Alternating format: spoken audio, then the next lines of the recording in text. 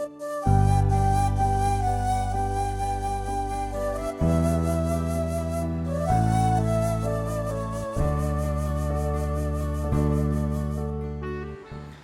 bapak, saudara saya yang terkasih, bulan ini didedikasikan untuk bulan Santo Yusuf, Bapa rohani kita, Per Joseph ad Jesum, melalui Bapak Yusuf sampai kepada putranya Yesus Kristus.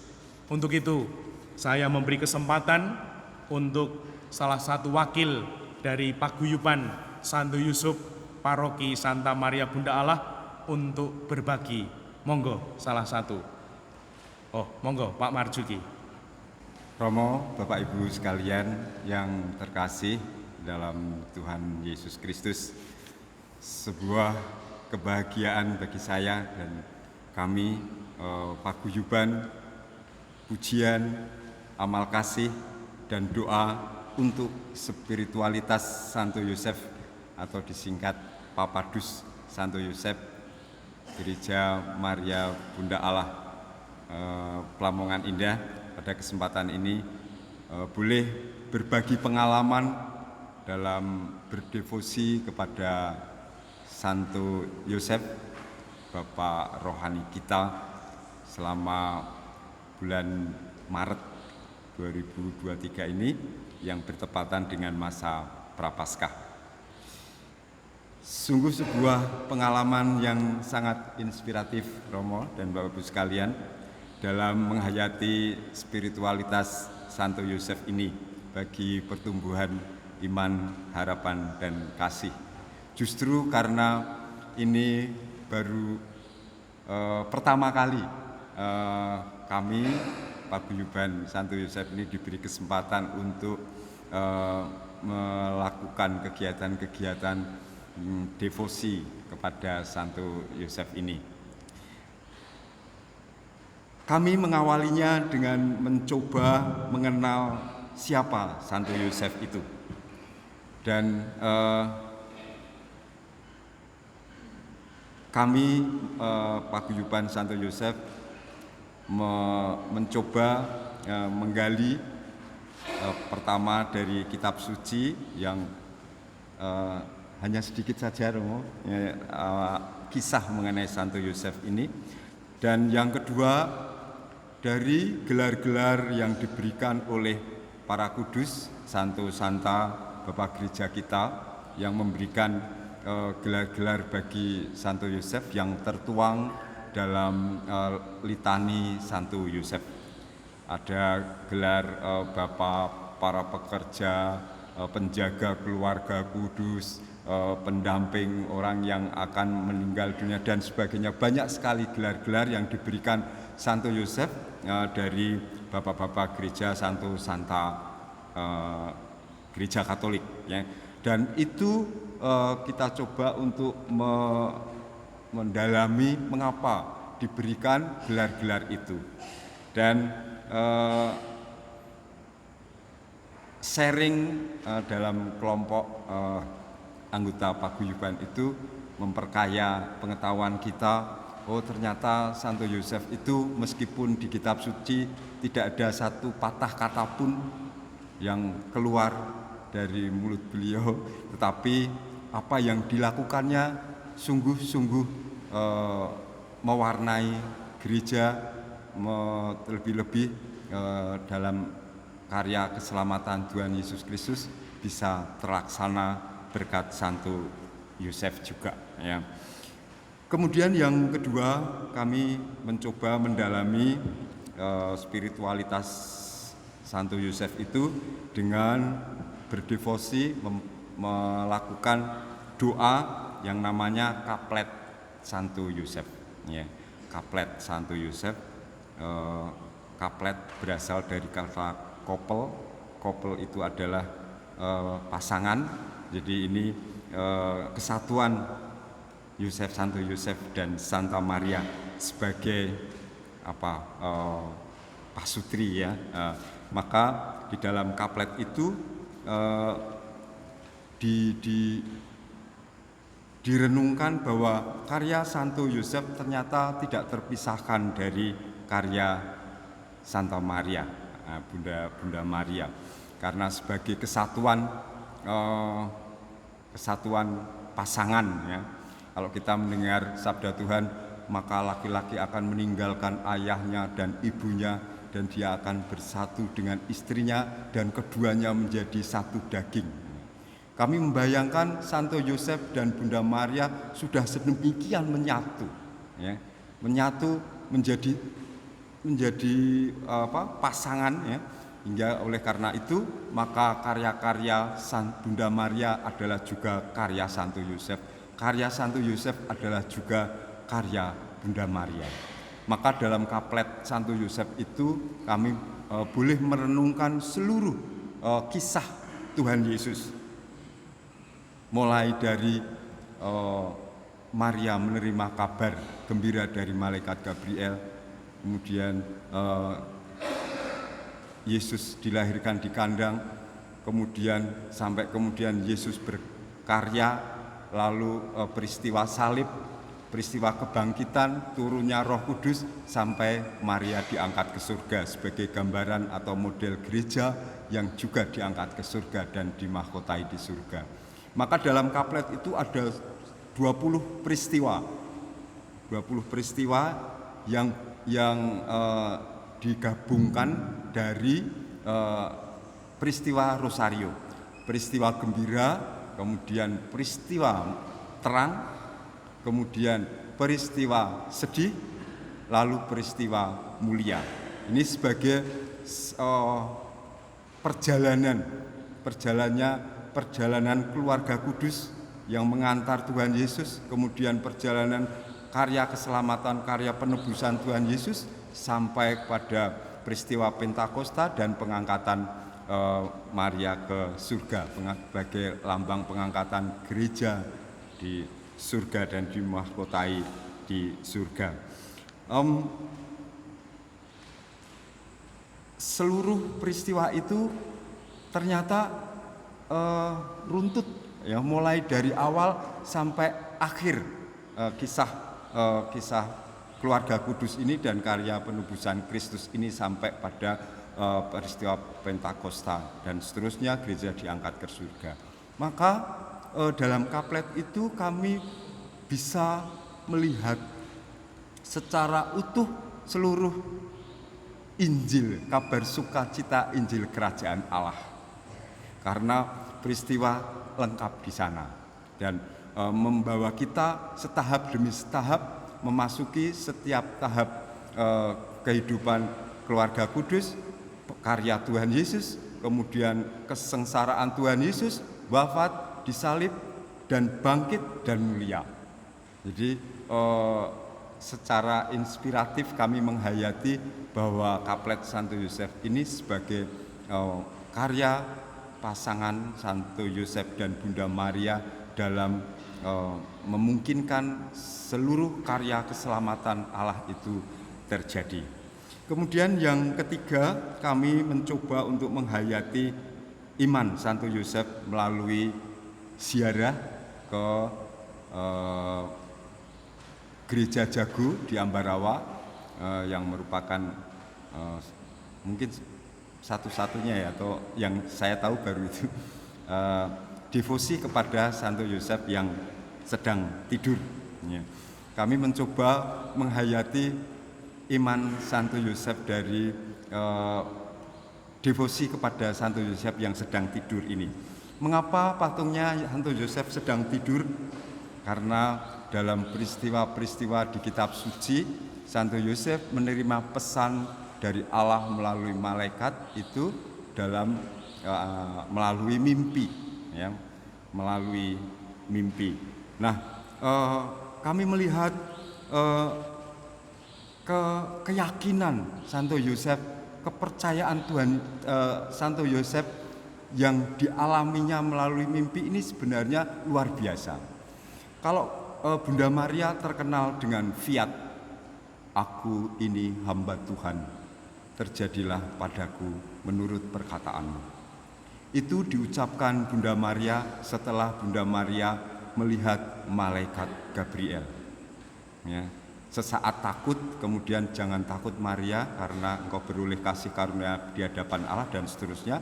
Kemudian Maria menerima pesan malaikat itu sebagai pesan Allah dan Maria menyerahkan kehendaknya. Aku ini hamba Tuhan, terjadilah padaku menurut perkataanmu. Nah, dalam kasus Santo Yosef ini mimpi. Ya, mimpi itu bisa tergantung ya, maksudnya bisa diyakini, bisa tidak. Wong hanya mimpi, ya, wong hanya mimpi.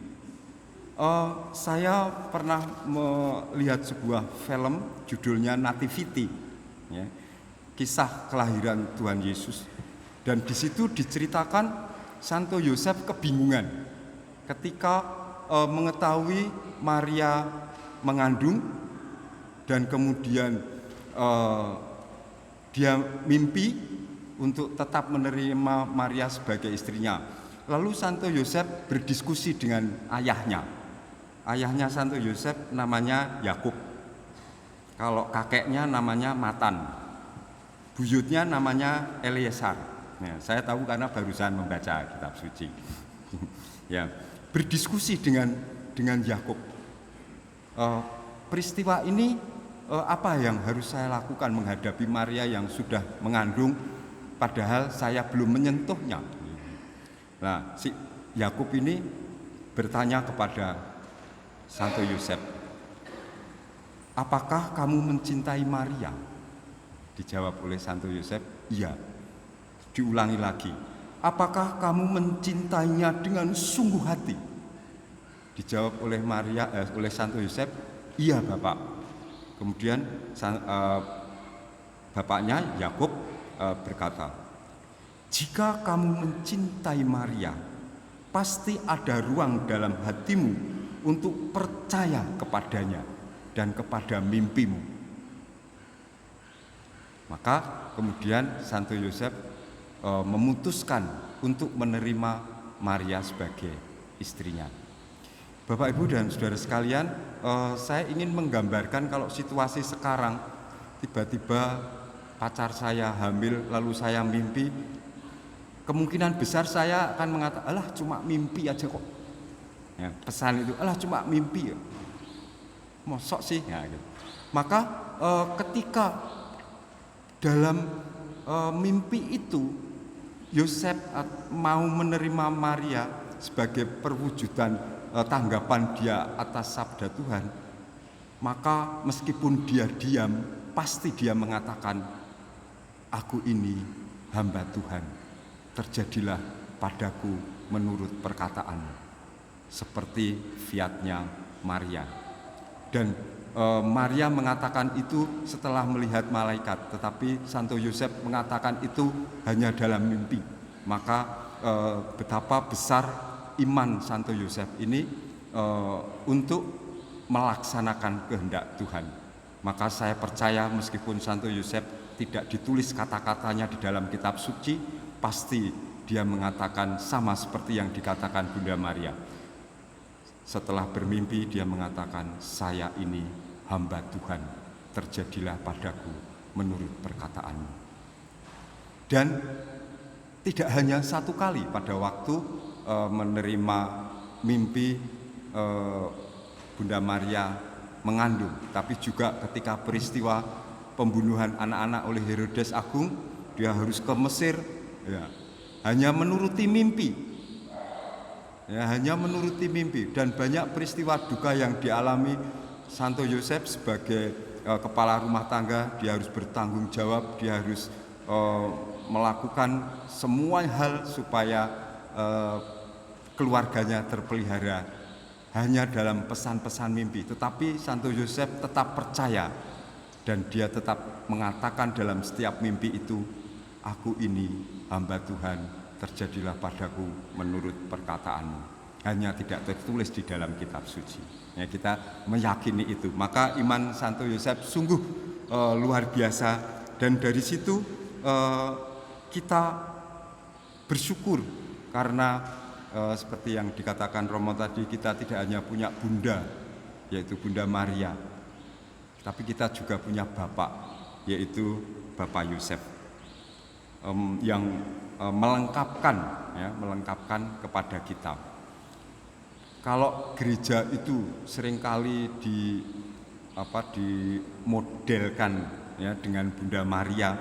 Bunda Maria itu feminim ya, belas kasih, lemah lembut, keramahan dan sebagainya. Maka Santo Yosef ini nampaknya juga sebagai pasutri yang sudah menyatu bisa menjadi model gereja juga yang melengkapkan sifat-sifat tanggung jawab, sifat-sifat kesetiaan, sifat-sifat kekuatan ya sebagai seorang maskulin ya yang memang bertanggung jawab, setia dan penuh semangat bekerja. Nah, ini gereja tidak hanya lemah lembut, tidak hanya belas kasih, tetapi juga bertanggung jawab, setia dan bekerja tanpa lelah. Ini barangkali menjadi inspirasi agar kita gereja semakin kaya dengan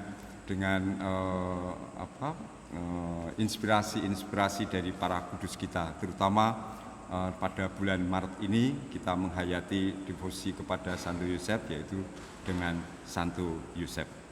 Bapak Ibu sekalian, saya ingin menutup dengan sebuah perjalanan devosi ya.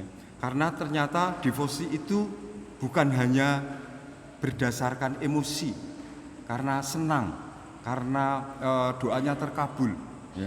Tetapi devosi ini haruslah merupakan dedikasi ya. Dedikasi. Justru pada bulan Maret ini ketika kita juga belum banyak mengetahui tentang spiritualitas Santo Yosef, maka keberanian kita untuk menggali, merenungkan dan menghayati kisah-kisah untuk inspirasi iman harapan kasihnya, ini merupakan dedikasi, langkah dedikasi ya. Tidak hanya karena senang, tetapi mencoba berusaha sekuat tenaga menghayati spiritualitas ini bagi bukan saja kebaikan kita, tapi juga kebaikan untuk sesama, karena karya Tuhan selalu bagi sesama kita. Dan mudah-mudahan kita tetap bisa berkomitmen ya, yaitu melalui dedikasi ini belajar, bertekun dan berbakti. Dalam devosi ini kita belajar, bertekun dan berbakti. Dan oleh karena itu kami kemarin bisik-bisik Romo dengan teman-teman dari Padus Santo Yosef, kegiatan ini setiap Kamis akan terus dilaksanakan. Dan pesan kecilnya, sebagaimana Bunda Maria itu dihormati, diminta pengantara doa oleh pria wanita seluruh anggota gereja, maka Santo Yosef ini juga mestinya bukan hanya bapak-bapak yang menghormati dan meminta pengantaraan doanya ya, tapi juga ibu-ibu ya. Maka nanti harapannya paguyuban Santo Yosef bisa berkembang, anggotanya tidak hanya bapak-bapak tapi juga ibu-ibu. Demikian sharing pengalaman kami dalam menghayati bulan Santo Yosef ini dengan mendalami spiritualitas Santo Yosef. Mudah-mudahan berguna.